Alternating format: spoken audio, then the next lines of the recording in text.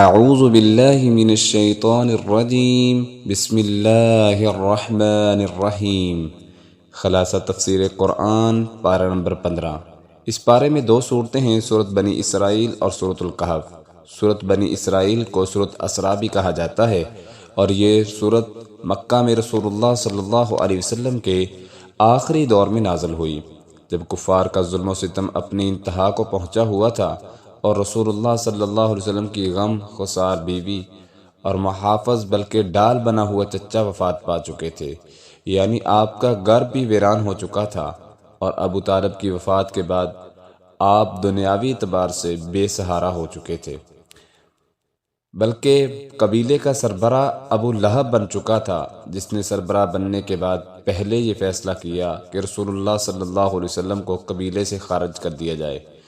تب رسول اللہ صلی اللہ علیہ وسلم نے پریشانی کے عالم میں مکہ سے ہجرت کر کے طائف جانے کا فیصلہ کیا۔ اپنے آزاد کردہ غلام سیدنا زید بن حارثہ رضی اللہ تعالیٰ عنہ کو ساتھ لے کر طائف کا رخ کیا، وہاں کے سرداروں سے ملاقات کی اور ان کے پاس رہنے کی درخواست کی، مگر وہ مکہ والوں کی ناراضگی سے ڈرتے ہوئے آپ کو پناہ نہیں دینا چاہتے تھے۔ انہوں نے مکہ والوں کو خوش کرنے کے لیے رسول اللہ صلی اللہ علیہ وسلم پر بے پناہ ظلم کیا اور آپ کو طائف سے بھی نکال دیا۔ گویا کہ رسول اللہ صلی اللہ علیہ وسلم بہت پریشانی کے عالم میں مایوس ہو چکے تھے۔ تب اللہ تعالیٰ نے معراج کے ذریعے آپ صلی اللہ علیہ وسلم کے غم کو ہلکا کرنے اور آپ کو تسلی دینے کے لیے معراج کا سفر کروایا کہ اگر لوگ نہیں تو آپ کا رب آپ کے ساتھ ہے۔ اس سفر میں جبریل امین علیہ السلام نے آپ کو مدینہ منورہ دکھایا اور اس صورت میں ہجرت کی دعا سکھا کر ہجرت مدینہ کی خبر دی گئی۔ چونکہ ہجرت کے بعد رسول اللہ صلی اللہ علیہ وسلم کا واسطہ بنی اسرائیل سے پڑھنا تھا، اس لیے اس صورت میں ان کی تاریخ، ان کو دی جانے والی تورات کی اصلی تعلیمات سے آگاہ کیا گیا اور ان کی معزولی کا اعلان کیا گیا۔ سفر اسراء یعنی سفر معراج، رسول اللہ صلی اللہ علیہ وسلم کو بیت اللہ سے بیت المقدس تک، پھر وہاں سے ساتوں آسمانوں تک کا سفر کروایا گیا۔ سفر کے پہلے حصے میں جو زمین پر کیا اسے اسراء، اور دوسرا حصہ یعنی آسمانی سفر کو معراج کہا جاتا ہے۔ اس صورت میں صرف اسراء کا تذکرہ ہے۔ اس سفر کا مقصد رسول اللہ صلی اللہ علیہ وسلم کو اللہ کی قدرتیں اور اس کی بادشاہت کے نظارے کرانا۔ یہ نبیوں کا خاص مقام ہے، دوسرے انبیاء کو بھی کئی طریقوں سے اللہ کی بادشاہت کے نظارے کرائے گئے۔ تو اس صورت کا آغاز ان لفظوں سے ہوتا ہے: سبحان الذی اسری بعبدہ لیلا من المسجد الحرام الی المسجد الاقصی۔ پاک ہے وہ ذات جس نے راتوں رات اپنے بندے کو مسجد حرام یعنی بیت اللہ سے مسجد اقصی یعنی بیت المقدس تک کی سیر کروائی۔ اللہ سبحانہ و تعالی نے اپنی قدرت کا نظارہ دکھایا کہ راتوں رات رسول اللہ صلی اللہ علیہ وسلم کو سیر ساتوں آسمانوں کی کروا دی، اور یہ آپ کا بہت بڑا معجزہ بھی تھا۔ بنی اسرائیل کی تاریخ، عروج اور زوال۔ معراج کا زمینی سفر مکہ سے بیت المقدس تک تھا۔ اس کا مقصد رسول اللہ صلی اللہ علیہ وسلم کو فتح مکہ اور فتح بیت المقدس کی خوشخبری دی گئی۔ اس کے ساتھ ساتھ بنی اسرائیل کے عروج و زوال کی تاریخ بیان کر کے مشرکین عرب کو تنبیہ کی گئی کہ انہیں بنی اسرائیل کے عروج و زوال سے عبرت حاصل کرنی چاہیے۔ اللہ تعالیٰ فرماتے ہیں: وَآتَيْنَا مُوسَى الْكِتَابَ وَجَعَلْنَاهُ هُدًى لِبَنِي إِسْرَائِيلَ أَلَّا تَتَّخِذُوا مِن دُونِي وَكِيلًا۔ اور ہم نے موسیٰ کو کتاب دی اور اسے بنی اسرائیل کے لیے ہدایت بنایا، اور ان کو حکم دیا کہ تم اللہ کے علاوہ کوئی معبود نہ ٹھہرانا۔ انہوں نے اللہ تعالیٰ کے ناشکرے بندے بن کر جو ان کی کتاب میں تھا وہ انہوں نے بدل دیا اور اللہ کی نافرمانی کرنے لگے۔ اسی طرح اللہ فرماتے ہیں کہ ہم نے نوح علیہ السلام کی قوم کو کہا کہ تم شکر گزار بنو، بے شک نوح علیہ السلام اور ان کے ماننے والے شکر گزار بن گئے۔ اور ہم نے بنی اسرائیل کو کتاب میں فیصلہ سنا دیا تھا کہ بے شک تم زمین میں فساد کرو گے، سرکشی کرو گے، بہت بڑی سی سرکشی کرو گے، پھر ہمارے وعدے آئیں گے۔ اللہ کہتے ہیں پھر ہم عذاب میں مبتلا کر دیں گے۔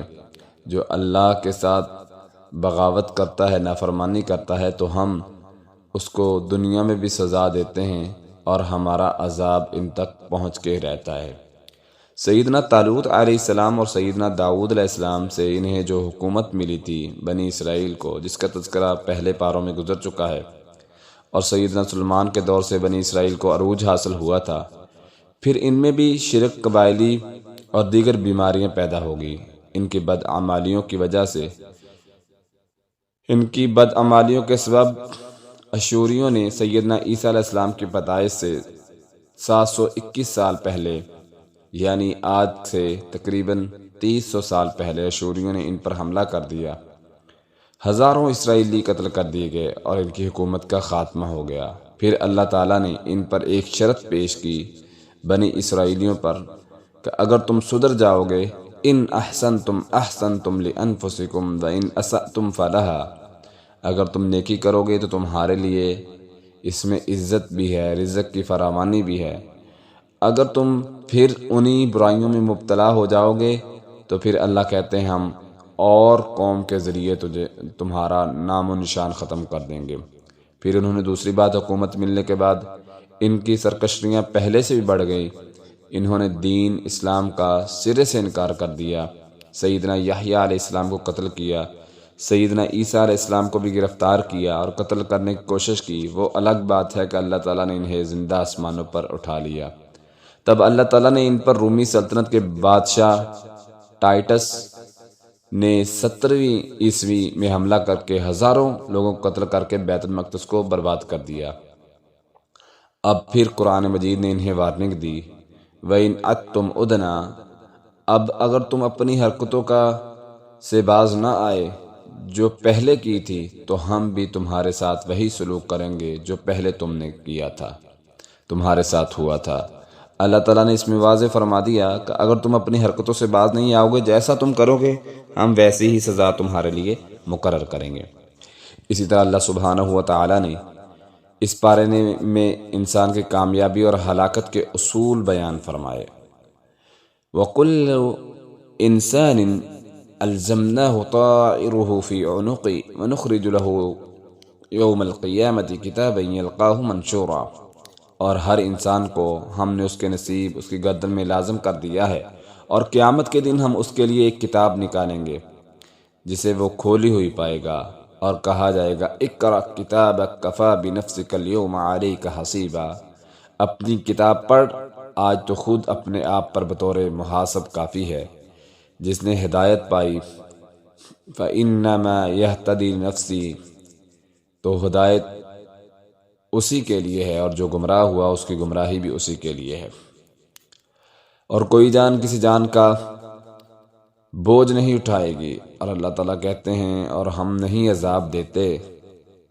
جب ہم کسی بستی کو ہلاک کرتے ہیں تو حتی نبعث رسولا، تو ہم پیغام پہنچانے والے بھیج دیتے ہیں۔ جب ہم ارادہ کرتے ہیں کسی بستی کو ہلاک کریں تو اس کو خوشحال لوگوں کو حکم دیتے ہیں، پھر وہ اس حکم کو نہیں مانتے، یعنی وہی کرتے ہیں، وہ اس وحی کو نہیں مانتے، تو پھر اللہ تعالیٰ کہتے ہیں کہ ہم عذاب بھیج کر ان کو برباد کر دیتے ہیں۔ اسی طرح اللہ تعالیٰ نے اسلامی ریاست کے بنیادی اصول جو یہود کو دیے تھے وہ امت مسلمہ کو دیے، اور یہ حکم کر دیا کہ اگر تم ان اصولوں پر چلو گے تو تمہاری بقا ہے، کامیابی ہے، ورنہ پہلی قوموں کی طرح جنہوں نے نبیوں کا انکار کیا، رسولوں کا انکار کیا اور کتابوں کا انکار کیا، ان کے صفحہ ہستی سے نام مٹا دیے، عذاب ان پر آئے، اس طرح تمہارے ساتھ بھی ہو سکتا ہے۔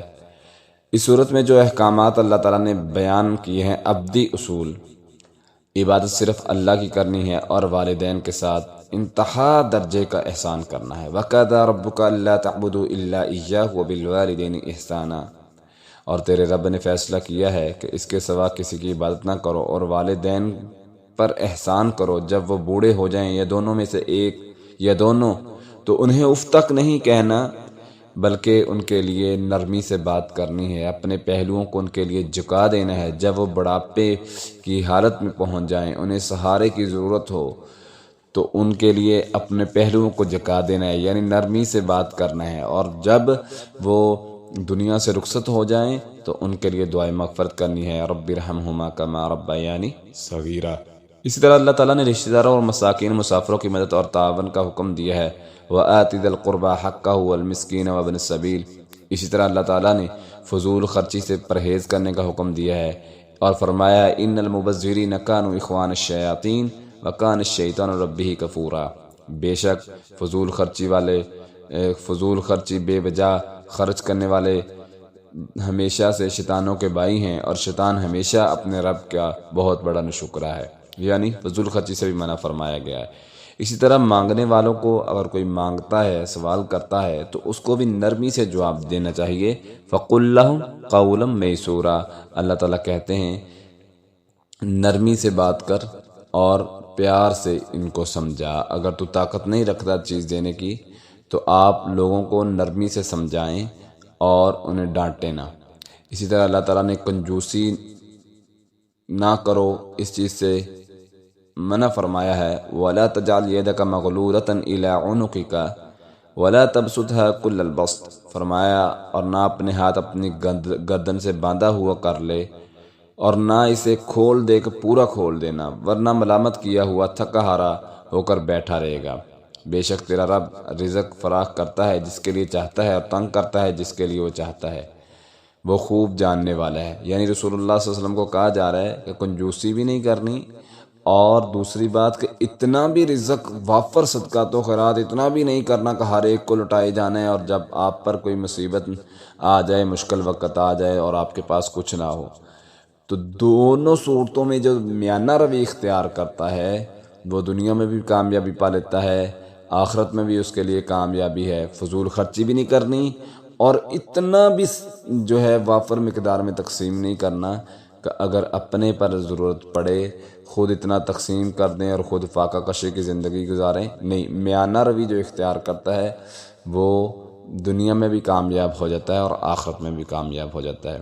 اسی طرح اللہ تعالیٰ نے فرمایا ہے زنا کے قریب نہ جاؤ، وَلَا تَقْرَبُوا الزِّنَا إِنَّهُ كَانَ فَاحِشَةً وَسَاءَ سَبِيلًا۔ بے شک جو گناہ ہے، زنا ہے، یہ بہت بڑی بے حیائی ہے۔ زنا کے قریب نہ جاؤ، کسی کو ناحق قتل نہ کرو، وَلَا تَقْتُلُوا النَّفْسَ الَّتِي حَرَّمَ اللَّهُ إِلَّا بِالْحَقِّ۔ اللہ کہتے ہیں اور کسی جان کو قتل مت کرو جسے اللہ نے حرام کیا ہے مگر حق کے ساتھ۔ جو شخص قتل کر دیا جائے اس حال میں کہ مظلوم ہو تو یقیناً ہم نے اس کے ولی کے لیے پورا غلبہ رکھا ہے، یعنی یا تو بدلہ لیا جائے گا قصاص یا پھر وہ دیت دی جائے گی۔ اسی طرح اللہ تعالیٰ نے یتیم کا مال نہ کھاؤ، عہد پورے کرو، وَلَا تَقْرَبُوا مَالَ الْيَتِيمِ إِلَّا بِالَّتِي هِيَ أَحْسَنُ حَتَّى يَبْلُغَ أَشُدَّهُ وَأَوْفُوا بِالْعَهْدِ إِنَّ الْعَهْدَ كَانَ مَسْئُولًا۔ یتیم کے مال کے قریب نہ جاؤ مگر اس طریقے سے جو سب سے اچھا ہو، یہاں تک کہ وہ اپنی جوانی کو پہنچ جائے، اور وعدوں کو پورا کرو، بے شک وعدوں کے بارے میں سوال کیا جائے گا۔ اسی طرح ناپ تول میں کمی نہیں کرنی چاہیے، وَأَوْفُوا الْكَيْلَ إِذَا كِلْتُمْ وَزِنُوا بِالْقِسْطَاسِ الْمُسْتَقِيمِ۔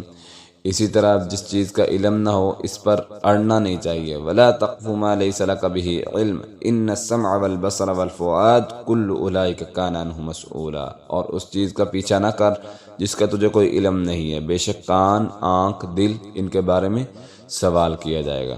اسی طرح زمین میں اکڑ کر نہ چلو، اس چیز کو سے بھی اللہ تعالیٰ نے منع فرمایا ہے، وَلَا تَمْشِ فِي الْأَرْضِ مَرَحًا إِنَّكَ لَن تَخْرِقَ الْأَرْضَ وَلَن تَبْلُغَ الْجِبَالَ طُولًا۔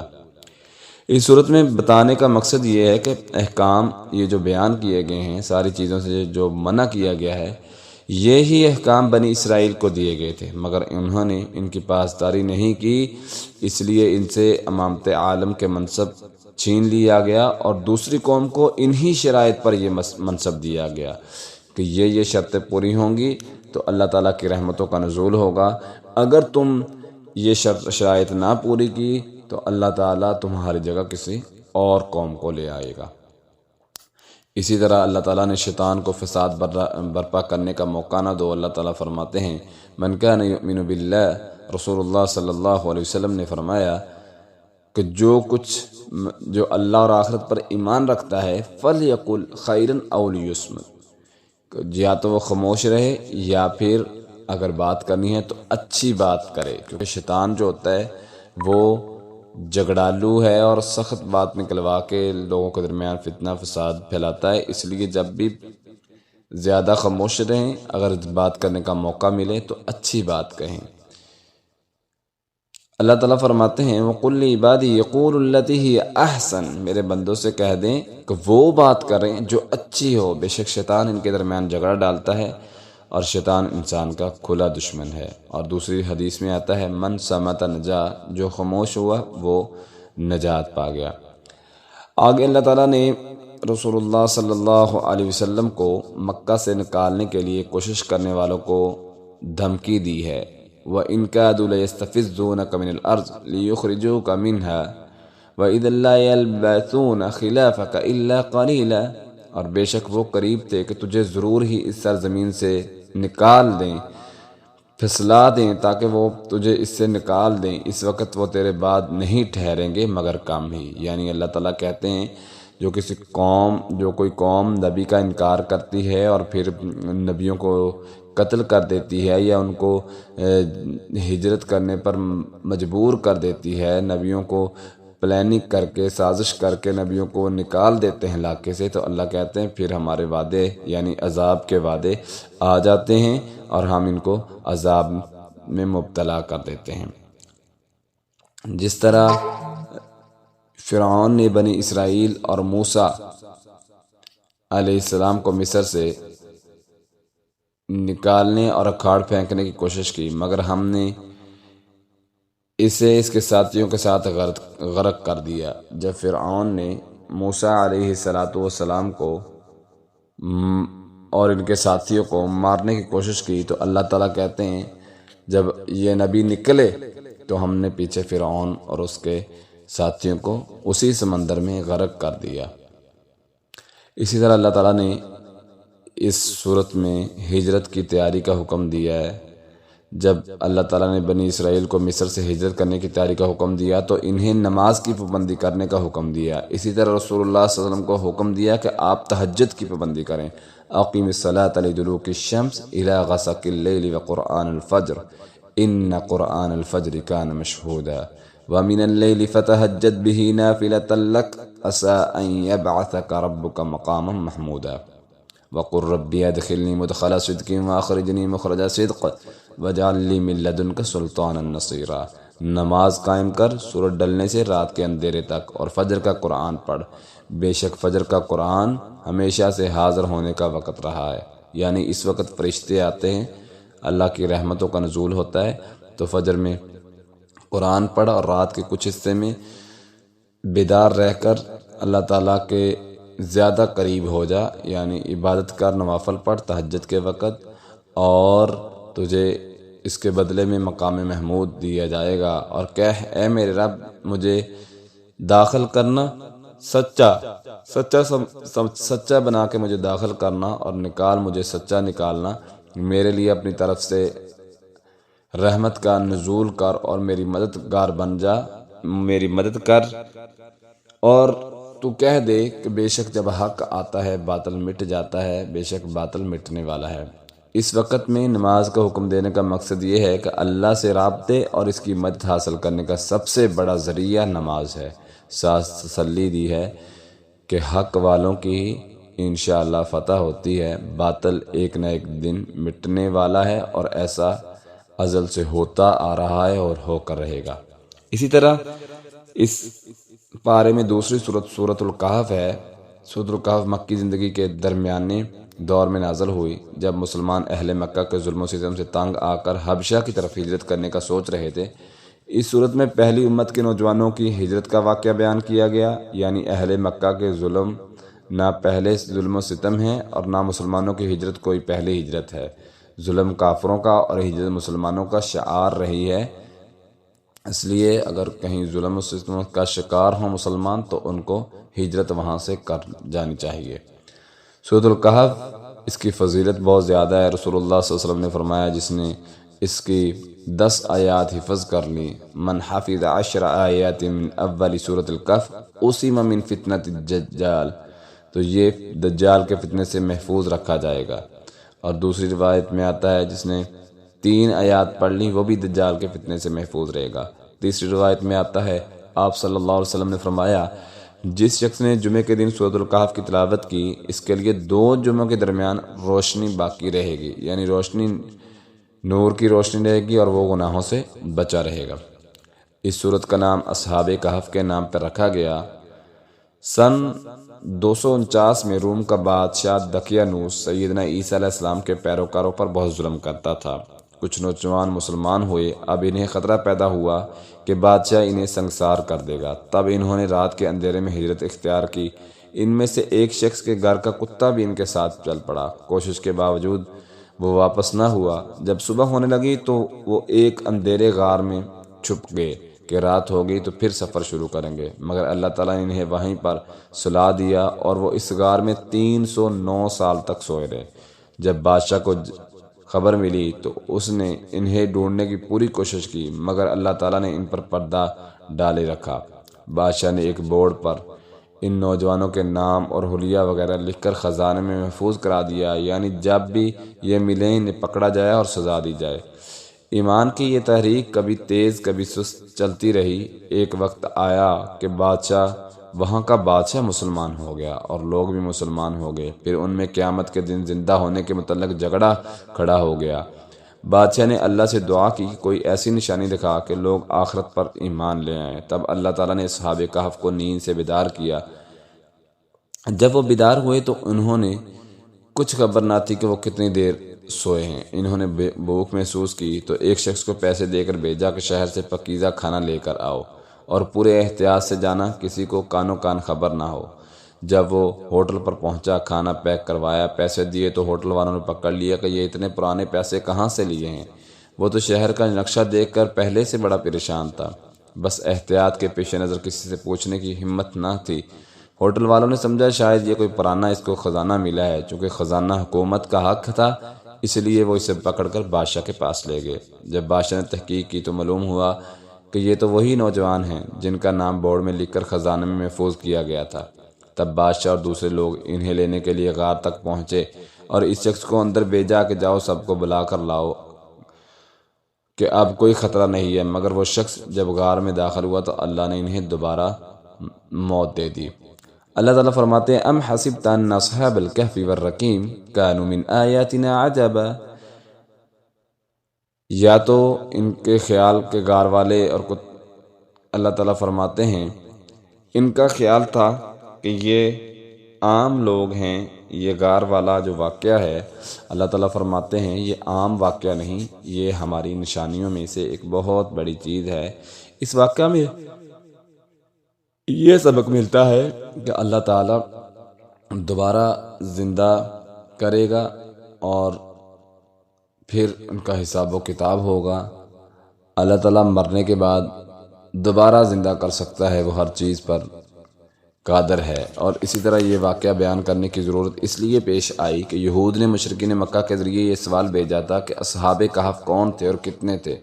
رسول اللہ صلی اللہ علیہ وسلم نے جواب دیا کہ کل بتاؤں گا، انشاءاللہ کہنا بھول گئے۔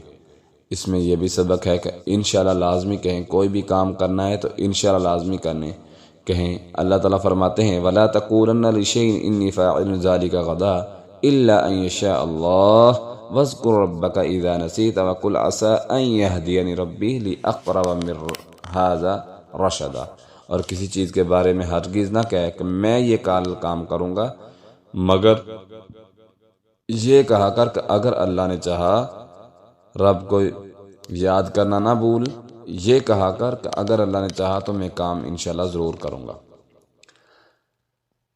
اللہ تعالیٰ کہتے ہیں کہ جب نبی کریم صلی اللہ علیہ وسلم انشاءاللہ کہنا بھول گئے تب اللہ تعالیٰ نے سبق سکھانے کے لیے 17 دن تک وحی روکے رکھی۔ وہ لوگ روز آتے اور اپنے سوالوں کے جواب مانگتے، مگر آپ صلی اللہ علیہ وسلم جواب نہ دیتے۔ 17 دنوں کے بعد وحی نازل ہوئی، یہ واقعہ بیان کیا گیا۔ مزید ہدایات کی گئی رسول اللہ صلی اللہ علیہ وسلم کو اہل کتاب میں اختلاف ہے اصحاب کہف کی تعداد کتنی تھی۔ کوئی تعداد 3 بتاتا تھا، کوئی 5 بتاتا تھا، کوئی 7 بتاتا تھا۔ تو اللہ تعالیٰ نے فرمایا سَيَقُولُونَ ثَلَاثَةٌ رَابِعُهُمْ كَلْبُهُمْ وَيَقُولُونَ 5 سَادِسُهُمْ كَلْبُهُمْ رَجْمًا بِالْغَيْبِ وَيَقُولُونَ 7 وَثَامِنُهُمْ كَلْبُهُمْ قُلْ رَبِّي أَعْلَمُ بِعِدَّتِهِمْ مَا يَعْلَمُهُمْ إِلَّا قَلِيلٌ۔ اللہ تعالیٰ کہتے ہیں وہ عنقریب وہ کہیں گے 3 تھے وہ لوگ، اصحاب کہف 3 تھے، ان کا کہنا چوتھا جو تھا وہ ان کا کتا تھا، کوئی کہیں گے 5 تھے، چھٹا کتا تھا، کوئی کہیں گے 7 تھے، 8واں کتا تھا۔ اللہ کہتے ہیں ان کو کہہ دیجئے کہ اللہ تعالیٰ ان کی تعداد سے زیادہ واقف ہے، انہیں بہت تھوڑے لوگوں کے سوا کوئی نہیں جانتا، سو تو اس کے بارے میں بحث نہ کرو، ان لوگوں میں سے کسی سے ان کے بارے میں فیصلہ طلب نہ کرو، اللہ تعالیٰ زیادہ جانتے ہیں۔ اسی طرح رسول اللہ صلی اللہ علیہ وسلم کو انشاءاللہ کہنے کا حکم دیا گیا ہے۔ اسی طرح مسلمانوں کو اس صورت میں ایک اور بہت بڑا پیغام دیا گیا ہے کہ ہمیشہ آدمی کو مسلمان اور دینداروں کی مجلس میں بیٹھنا چاہیے، اگرچہ بظاہر فائدہ نظر نہ آئے، دنیا داروں کی مجلس سے پرہیز کرنا چاہیے، اگرچہ بظاہر اس میں فائدہ نظر آنا بھی آ رہا ہے تو بھی دنیا داروں کی مجلس میں نہ بیٹھیں۔ وَاصْبِرْ نَفْسَكَ مَعَ الَّذِينَ يَدْعُونَ رَبَّهُمْ بِالْغَدَاةِ وَالْعَشِيِّ، اور اپنے آپ کو ان لوگوں کے ساتھ روکے رکھ جو اپنے رب کو پہلے اور پچھلے پیر پکارتے ہیں، اس کا چہرہ چاہتے ہیں، یعنی اس کی رضا چاہتے ہیں۔ تیری آنکھیں ان سے آگے نہ بڑھیں کہ تو دنیا کی زندگی کی زینت چاہتا ہو، اور اس شخص کا کہنا مت مان جس کے دل کو ہم نے اپنی یاد سے غافل کر دیا، وہ اپنی خواہش کے پیچھے چلا اور اس کا کام ہمیشہ حد سے بڑا ہوا ہے۔ یعنی رسول اللہ صلی اللہ علیہ وسلم کو کہا جا رہا ہے یہ جو دنیا کے سردار ہیں، مکے کے سردار ہیں، عیش و عشرت والی زندگی گزار رہے ہیں، آپ ان کی طرف نہ دیکھیں بلکہ اس آدمی کو دیکھیں جو آپ کے رب کو پکارتا ہے، یعنی جو تیرے پیروکار ہیں، تیرے رب کے ماننے والے ہیں، ان کی طرف دیکھ۔ یہ دنیا کی رونقیں، یہ دنیا کی چاہتیں، یہ دنیا کی خواہشیں، یہ دنیا کا مال و زر یہاں ہی رہ جائے گا۔ جن کو اللہ تعالیٰ نے مال و زر دیا ہے، ان کو اپنی یاد سے غافل کر دیا ہے، تو ان کی خواہشات کے پیچھے نہ لگ، یہ لوگ تو حد سے بڑے ہوئے ہیں۔ اسی طرح اللہ تعالیٰ نے مال و دولت پر فخر اور غرور کرنے سے منع فرمایا ہے۔ مال و دولت اللہ کی عطا کردہ چیزیں ہیں، ان پر فخر اور غرور نہیں کرنا چاہیے۔ اللہ تعالیٰ نے ایک حکایت کے ذریعے مومن مالدار اور کافر مالدار کی سوچ میں فرق واضح کر دیا اور تکبر کے انجام دے کر باخبر کر دیا۔ اللہ تعالیٰ فرماتے ہیں وَاضْرِبْ لَهُم مَّثَلَ الرَّجُلَيْنِ جَعَلْنَا لِأَحَدِهِمَا جَنَّتَيْنِ مِنْ أَعْنَابٍ۔ یہ مثال بڑی ہی عمدہ اور بڑی ہی پیاری ہے۔ اللہ تعالیٰ فرماتے ہیں آپ بیان کیجئے مثال 2 آدمیوں کی، جن میں سے ایک کے لیے ہم نے انگوروں کے باغ بنائے تھے، اور دوسرا جو تھا اس کے لیے کھجوروں کے درختوں نے، یعنی کھجوروں کے درخت تھے اس کے، وہ کھجوروں کے درختوں سے کھیتی کرتا تھا۔ دونوں نے باغوں نے اپنے پھل دیا اور اس سے کچھ کمی نہ کی، اور ہم نے دونوں کے درمیان ایک نہر جاری کر دی اور اس کے لیے بہت سا پھل تھا۔ تو اس نے اپنے ساتھی سے جب اس سے باتیں کر رہا تھا کہا میں تجھ سے مال میں زیادہ اور نفری کے لحاظ سے زیادہ عزت والا ہوں، اور وہ اپنے باغ میں اس حال میں داخل ہوا کہ وہ اپنی جان پر ظلم کرنے والا تھا۔ کہا میں گمان نہیں کرتا کہ یہ کبھی برباد ہوگا، یعنی ایک نے تکبر اور غرور سے کہا کہ میرا مال ہے، میرا باغ ہے، میں نے اس کی اتنی حفاظت کی ہے، دیکھو کتنا پھل آیا ہے، تو میں گمان نہیں کرتا کبھی یہ برباد ہوگا، یہ پھل میرا ایسے ہی رہے گا، میری جو ہے وہ رزق کی فراوانی ایسے ہی رہے گی، اور نہ میں قیامت کو گمان کرتا ہوں کہ قائم ہونے والی ہے۔ یعنی اس نے قیامت کا بھی انکار کر دیا، اور واقعی اگر مجھے میرے رب کی طرف لوٹایا گیا تو یقیناً میں ضرور اس سے بہتر لوٹنے کی جگہ پاؤں گا۔ اس کے دوسرے ساتھی نے جواب دیا جو باتیں کر رہا تھا، سن رہا تھا، اس نے کہا کہ تو نے اس کے ساتھ کفر کیا ہے، تجھے تو ایک حقیر مٹی سے پیدا کیا ہے، پھر ایک قطرے سے، پھر تجھے ٹھیک ٹھاک صورت دی گئی آدمی بنایا، لیکن میں تو وہ اللہ ہی ہے میرا رب، میں اپنے رب کے ساتھ کسی کو شریک نہیں ٹھہراتا۔ اور جب تو اپنے باغ میں داخل ہوا تو اس نے کیا دیکھا کہ اس کا باغ جو تھا وہ چٹیل میدان بن چکا تھا، یعنی ایک نے ناشکری کی اور دوسرے نے شکر کیا، ایک نے اللہ کے ساتھ شرک ٹھہرایا اور گمان کیا، تکبر کیا، فخر کیا، اس کے نتیجے میں اللہ نے اس پر عذاب بھیج دیا، اور عذاب کیا بھیجا کہ راتوں رات جو تھا اس کا باغ وہ چٹیل میدان بن گیا، اور وہ اپنی ہتھیلیوں کو ملتا رہ گیا، اور وہ آخر میں پچھتانے لگا کہ بے شک اللہ کا عذاب جب آتا ہے تو بڑے بڑے قوم، بڑے بڑے قبیلے الٹ جاتے ہیں، بڑی بڑی قومیں تباہ ہو کر صفحہ ہستی سے ان کا نام مٹا دیا جاتا ہے، مگر جو اللہ والے ہوتے ہیں اللہ تعالیٰ ان کے مال کی حفاظت کرتے ہیں، ان کی اولاد کی حفاظت کرتے ہیں، ان کے رزق باغات کی حفاظت کرتے ہیں۔ اس لیے اس واقعہ سے ہمیں یہ سبق بھی ملتا ہے کہ فخر و تکبر، غرور سے بچنا چاہیے۔ فخر اللہ تعالیٰ کے لیے سجدہ ہے، بادشاہت اسی کی ہے، تکبر کسی انسان کو نہیں کرنا چاہیے۔ یہ ایک اللہ کی چادر ہے، جو اس کو چھیننے کی کوشش کرتا ہے وہ خود ذلیل و رسوا ہو جاتا ہے۔ اور اسی طرح ہمارے لیے یہ پیغام ہے اس واقعہ میں، المال والبنون زینت الحیات الدنیا، یہ مال، یہ بیٹے، یہ پیسے کی ریل پھیل، یہ زمین، یہ جائیداد، یہ آسائشیں، یہ ساری چیزیں دنیا کی زینت ہیں، اور باقی رہنے والی، کام آنے والی کیا چیزیں ہیں؟ والباقیات الصالحات خیر عند ربک، بے شک باقی رہنے والی جو چیز ہے وہ نیک اعمال ہیں۔ جو نیک اعمال کرتا ہے اللہ اس کی دنیا بھی سنوار دیتے ہیں، آخرت بھی سنوار دیتے ہیں، دنیا میں بھی نعمتوں سے نوازتے ہیں، اور آخرت میں نعمتوں والی جنت کے وعدے کر رکھے ہیں۔ اس کے بعد سیدنا موسیٰ اور خضر کا واقعہ بیان ہوا ہے، جو بہت دلچسپ واقعہ ہے اور تفصیلی واقعہ ہے، کچھ 15ویں پارے کے آخر میں اور کچھ 16ویں میں، تو انشاءاللہ وہ ہم آئندہ اس پارے میں بیان کریں گے۔